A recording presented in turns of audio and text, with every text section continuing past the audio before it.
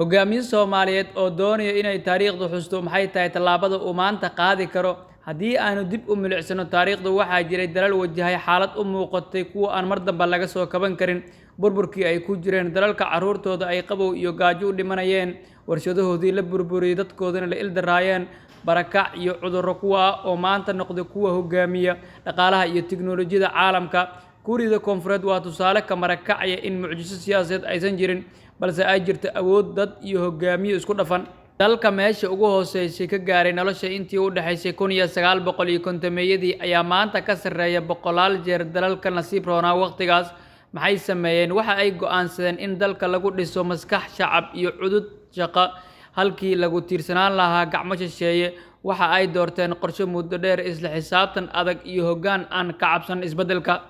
casharkaasi waxa uu quseeyaa Soomaaliya maanta oo taagan meel taariikhi ah oo ay suurtagal tahay inay noqoto mid dunida soo jiidata ama mid ku dhacda meertada aan dhamaadka lahayn Soomaaliya waxa ay haysataa fursado waaweyn oo dhulka ugu horeeyo xeeb aad u dheer oo leh kheyraad biyo iyo kalluun oo aan la soo koobi karin dad da'yar oo tamar leh iyo goob istiraatiiji ah oo dunida oo dhan indhaha ku hayso waqti aan fogeyn waxa aan maqlay ra'iisul wasaarihii hore ee Soomaaliya Cumar Cabdirashiid Cali Sharma Arke inay Djibouti isku arkeen madaxweynaha koowaad madaxweynihii hore Iran Maxamuud Axmed Najaad oo si la yaab leh u weydiiyay Soomaaliya oo ku taal barta muhiimta maxaad isku haysataan waxa ay ahayd inaad idinku wax u meereysaan dunida ee ma ahayn in idinku heshiis la idin kala dhex dhigo balse fursadaas uu tilmaamay Axmed Najaad waxa daboolay caqabado waaweyn oo muddo dheer siyaasadda dalka hareeyay siyaasaddu waxa ay u muuqataa mid ku dhisan taageero ku meel gaar ah balse aan ku dhisnayn natiijo waarta hogaamiye kasta waxa uu dhaqan geliyaa qorshe gaaban oo inta badan ku xiran mashruuc shisheeye halkii uu ka lahaan lahaa qorshe qaran oo muddo dheer ah